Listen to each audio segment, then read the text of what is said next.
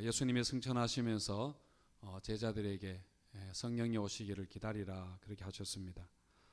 그래서 예수님이 그 40일째 되는 날에 부활하시고 40일째 되는 날에 승천하시고 제자들은 예수님을 배웅하고 돌아와서 다락방에 모이게 됩니다. 12절과 13절에 보시면은 제자들이 감람몬이라 하는 산으로부터 예루살렘에 돌아오니 이 산은 예루살렘에서 가까워 안식일에 가기 알맞은 길이라 들어가 그들이 요하는 다락방으로 올라갔다 그렇게 했습니다. 이 다락방이 누구의 다락방인지 밝히지는 않았지만은 일반적으로 마가의 다락방이라 그렇게 알고 있습니다.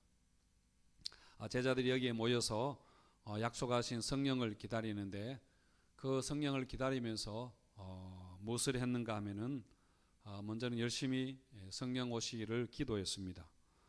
그리고 또 집중적으로 성경을 연구하는 다락방의 그 시간들을 가졌습니다. 이게 성령이 오시기 전에 제자들이 했던 그 일인데, 근데 제자들이 성령을 받고 증인이 되기 위해서 한 가지 더 해야 할 일이 있었는데요. 그것은 바로 제자를 충원하는 일이었습니다. 예수님의 제자들 12명이잖아요. 근데 10이라는 숫자가 우연히 된 것이 아니라 구약 이스라엘의 12지파를 대신하는 것이기 때문에 12 그 숫자를 채우는 것이 굉장히 중요했습니다. 지금 가룟 유다가 제자에서 이탈했기 때문에 가룟 유다를 대신해서 누군가를 세워야 했죠.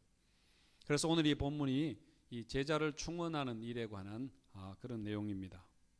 베드로가 이제 이 일을 주도를 합니다. 베드로가 일어나서 거기에 모여 있는 그 사람들에게 약 120명 정도 그렇게 모여 있었는데, 베드로가 했던 그 연설의 그 설교의 내용은 크게 두 가지를 이야기했습니다. 한 가지는 왜 이런 일이 일어났는가, 왜 이런 일이 일어났는가, 왜 12이라는 그 숫자가 불완전한 숫자가 되었는가 하는 것이고, 다른 한 가지는 그렇다면 어떻게 해야 되는가, 어떻게 이 12를 채워야 하는가에 대해서 베드로가 제안을 하는데, 15절과 17절, 15절에서 우리 17절 한번 읽어보겠습니다. 15절에서 17절 시작. 모인 무리의 수가 약 120명이나 되더라. 그때에 베드로가 그 형제들 가운데 일어서서 이르되, 형제들아, 성령이 다윗의 입을 통하여 예수 잡는 자들의 길잡이가 된 유다를 가리켜 미리 말씀하신 성경이 응하였으니 마땅하도다. 이 사람은 본래 우리 수 가운데 참여하여 이 직무의 한 부분을 맡았던 자라. 이렇게 이야기합니다. 그러니까 가룟 유다가 정식 예수님의 제자로서 정상적으로 그 제자의 직무를 감당하던 그런 사람이었습니다. 그러니까 가룟 유다가 제자가 되지 말아서야 했는데 잘못 들어온 사람이 아니라는 이야기입니다. 그러니까 이 가룟 유다가 뭐 부정적으로 들어왔거나 불법적으로 들어온 자가 아니라 예수님이 뽑으신 제자였습니다. 예수님이 친히 임명한 그런 제자였는데, 그런데 이렇게 되고 말았습니다.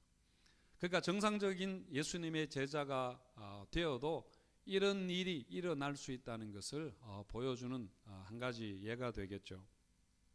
그런데 베드로가 이것을 이렇게 해석을 합니다.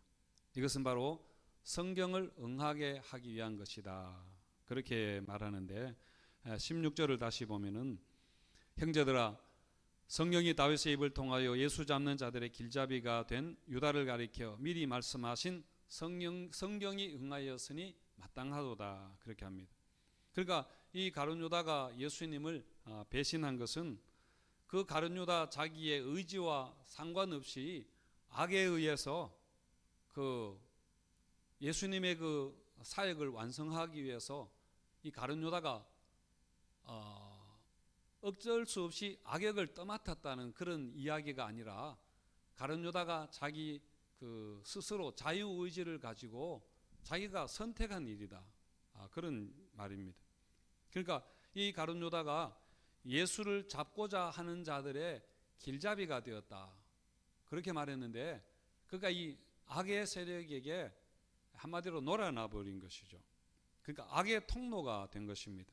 우리는 뭐 축복의 통로가 되기를 그렇게 찬양도 하고 하지만은 반대로 악의 통로가 되고 만 것입니다. 사실 이거 굉장히 어려운, 가룟 유다가 어떻게 이렇게 되었는가 어려운 문제이지만은 어쨌든 중요한 것은 이렇게 되었다는 이야기입니다. 가룟 유다가 이렇게 했다는 것이고, 그래서 예수님이 주기도문 가르쳐 주시면서 시험에 들게 하지 마시고 악에서 구하옵소서 그렇게 하셨던 거죠. 그래서 베드로가 이 가룟 유다 사건을 해석을 하면서 이것은 성경이 응하게 하려는 것이다 그렇게 말합니다. 그러니까 이 성경이 응하게 하려 한다 하는 것이 무슨 뜻인가 하면은 하나님의 계획하신 것은 반드시 성취되고 만다, 성취하고야 만다 하는 그런 말입니다. 그러니까 이 하나님의 계획을 무너뜨리기 위해서 수많은 악의 세력들의 그런 공격이 있지만은, 그렇지만은 하나님의 계획하신 것은 그런 것들 때문에 절대로 실패하지 않는다, 그런 의미입니다. 이 악의 세력은 처음부터 예수님의 사역을 처음부터 끝까지 그렇게 방해를 했습니다. 예수님 사역 시작할 때도 광야에서 그 사탄에게 시험을 받으셨고요. 마지막에 십자가에 달린 그 순간에도 사람들이 예수님에게 조롱하면서 자기 스스로를 구원하고 십자가에서 내려오라 그렇게 하면서 도전을 했습니다. 그러니까 시작과 마지막에도 이랬으니까 예수님 사역 내내 이런 사탄의 그런 시험과 도전이 있었던 것이죠. 그래서 예수님이 십자가에 죽으실 때는 마치 패배하는 것처럼, 하나님의 계획이 실패하는 것처럼 보였지만은 하나님은 결국 그것을 역전의 드라마로 그렇게 승리로 바꾸십니다. 그게 바로 성경이 응하였다 하는 그런 말입니다. 여러분, 우리에게도 이런 시험이 자주 있습니다. 우리를 통해서 하나님 하실 일을 좌절시키려는 그런 악의 시도들이 계속 우리에게도 일어나고 있다는 이야기입니다. 그러니까 우리로 하여금 복의 축복의 통로가 되는 것이 아니라 예수 잡는 자들의 그런 악의 세력의 길잡이가 되게 하려는 그런 것이죠. 우리 안에 있는 어떤 교만한 마음과 또 어떤 탐욕과 미움과 시기와 질투를 통해서 이런 도전들이 계속해서 일어납니다. 그리고 또 우리에게 어떤 분노를 통해서도 일어나고, 때로는 뭔가 선한 일을 하는 것 같이 보이지만은 그렇게 하면서도 우리가 이렇게 악에게 이용될 수 있다는 이야기입니다. 그래서 때로 우리가 넘어지기도 합니다. 그리고 우리가 실패하는 것 같기도 하지만은, 그러나 우리가 오늘 말씀을 통해서 확신해야 되는 것은 결국은 성경이 응하게 된다 하는 사실입니다. 그러니까 여러분, 하나님의 계획하신 것은 절대로 무너지지 않는다는 그런 말입니다. 우리가 열심히 기도해야 됩니다. 열심히 기도해야 하지만은 우리가 설령 기도하기에 실패했다 하더라도, 그러나 그것 때문에 하나님이 실패하지는 않으십니다. 그러니까 여러분, 우리의 실패가, 사람의 실패가 하나님의 실패는 아니라는 말이죠. 그래서 우리에게 지금 어떤 힘들고 어려운 일이 있더라도 여러분, 성경을 반드시 응하게 하시는 그 하나님의 신실하심, 그 하나님의 능력을 굳게 여러분 붙드시기를 축원드립니다.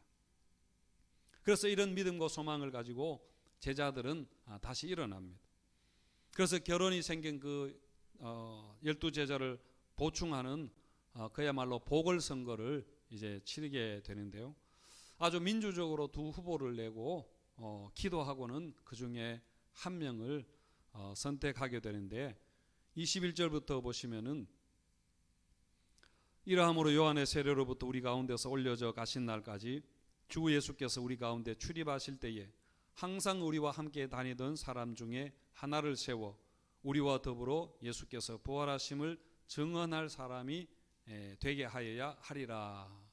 그렇게 하면서 이 자격 요건을 갖춘 두 사람이 추천이 되는데, 한 사람은 요셉이고 다른 사람은 마띠아입니다. 그래서 이 두 사람은 요셉과 마띠아를 두고 제비를 뽑아서 누가 제자가 되나요? 예, 마띠아가 제자로 그렇게 세워지게 됩니다. 이렇게 마띠아를 제자로 세우는 것은 굉장히 중요한 일이었습니다. 사실 예수님이 십자가에 그렇게 죽으시고 하실 때에 가장 충격이 컸던 사람들이 바로 예수님의 제자들이었습니다. 그러니까 수제자였던 베드로가 예수님을 부인하고 저주까지 했던 일도 사실 그 제자들로서는 굉장히 자기들의 대표였는데 너무 수치스러운 일이었죠. 그리고 베드로뿐 아니라 모든 제자들이 그 위기의 순간에 최소한의 제자의 역할을 그 최소한의 역할조차도 하지 못했습니다. 그런데 무엇보다 동료였던 가룟 유다가 돈을 받고 예수님을 팔아넘기게 되죠. 그리고 또 가룟 유다는 자살해서 죽고 말았습니다. 그러니까 제자들 안에서 이런 일이 일어났으니까 한마디로 어떤 가족 안에 이런 일이 일어난 것이죠. 그 제자들 그룹 안에 이런 일이 이렇게 발생했으니까 그 충격이 여러분 얼마나 컸겠습니까? 그야말로 완전히 멘붕이 일어난 것이죠.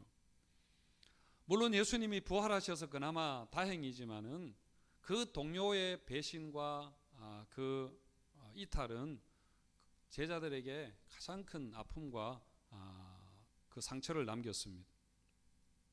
이걸 생각하니까 저의 그 여러 가지 많은 생각들이 떠올랐는데 가장 먼저 생각났던 게 제가 고등학교 1학년 때에 저희 반의 반장이었던 친구가 이사사고로 그렇게 죽었습니다.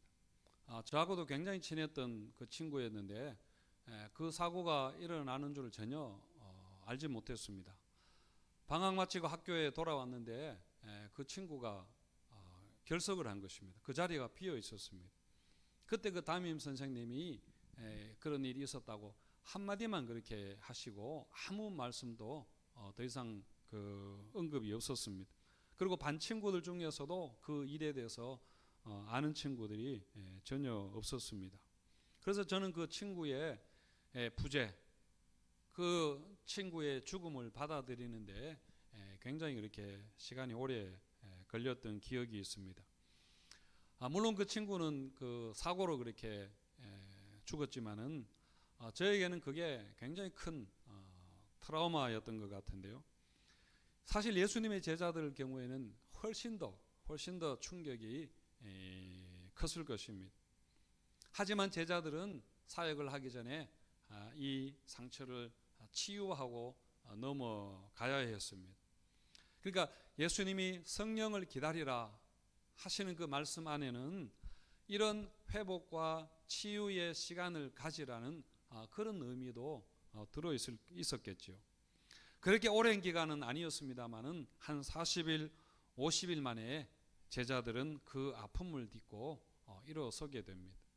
그래서 보궐선거를 치르고 마띠아를 제자로 그렇게 충원하고 이제 사역을 위한 모든 준비를 다 갖추었는데 사실 굉장히 힘든 시간을 제자들이 보냈을 것입니다. 그들의 실패와 그 실수가 불과 얼마 전의 일이잖아요. 그 동료의 죽음과 지금 또 예수님이 부재 상태입니다. 예수님이 승천하셨으니까 이 모든 일들을 제자들이 그 짧은 시간 안에 감당하고 넘어가야 했습니다. 여러분, 이처럼 우리가 주의 사역을 감당하기 위해서는 이런 치유와 회복의 과정을 우리가 지나가야 합니다. 우리도 자주 이런 아픔과 상처를 당하잖아요. 가족의 어떤 이탈이나 또 동료의 이탈과 같은 그런 아픔을 우리가 여러 가지 모양으로 우리가 겪을 수 있습니다. 또 여러 가지 이유로 인해서 관계의 그런 어려움을 우리가 겪기도 하고, 그리고 또 자기의 실수로 인해서 이런 어려움을 우리가 당할 수도 있습니다. 하지만 여러분, 중요한 것은 그 아픔과 상처가 무엇이든지 간에, 어떻게 그것이 우리에게 일어났든지 간에 우리가 그것을 넘어가야 한다는 사실입니다. 물론 시간이 지나면은 그렇게 아무는 것도 있고 또 주님의 사랑으로 어루만져 주시기도 하지만은 무엇보다도 우리가 그것을 적극적으로 여러분 이기려고, 그 상처를 극복하려고 우리가 애를 써야 합니다. 우리가 계속해서 그 상처 가운데 머물러 있는 것은 어떤 면에서 우리가 악의 세력에게 휘둘리는 것이니까요. 여러분, 용서도 그 중에 한 가지입니다. 지난주에 그 풍성한 삶의 기초 공부하면서 용서에 대해서 그렇게 다루었는데, 우리가 용서하지 못하면은 우리가 분노하고 우리가 미워하고 우리의 원수가 되는 그 사람을 우리가 항상 우리가 품고 같이 살아야 한다는 것입니다. 때로는 같은 이불 속에도 우리가 잠을 자게도 한다고 그렇게 했는데, 그러니까 잠들기 전에도 그 일을 생각하잖아요. 그 사람을 묵상하는 것입니다. 그리고 또 만약에 꿈에 나오면은 꿈에도 우리가 그 사람을 또 만나야 하는 거죠. 그런 점에서 우리가 원수를 놓아주는 것이, 그게 바로 용서라는 이야기입니다. 여러분, 우리가 용서할 사람 용서하고, 또 내가 용서를 구하는 것도 우리가 이 트라우마를 넘어가는 그런 방법입니다. 여러분, 초대교회를 세운 제자들에게는 이런 상처가 있었습니다. 예수님을 배반했던 그 상처, 그리고 동료의 이탈이라는 그 큰 트라우마를 겪었습니다. 하지만 초대교회는 이런 상처를 극복했습니다. 그리고 사명을 위해서 그렇게 전진해 나갈 수 있었던 것입니다. 혹시 여러분에게도 이런 상처가 있다면은 여러분 이기시기를 바랍니다. 십자가의 사랑으로 이것을 여러분 넘어가셔야 됩니다. 그렇지 않으면은 우리가 계속 악의 세력에게 휘둘리게 되고, 결국은 여러분 주의 사역에 진보가 일어나지 않는다는 것입니다. 더 중요한 사명을 위해서 우리가 넘어가야 할 것은 여러분 넘어가셔야 됩니다. 이런 상처와 아픔을 치유하고 회복하는 그런 보궐선거가 우리 개인의 삶에서도 우리 마음에서도 여러분 있게 되시기를 주님의 이름으로 축원드립니다.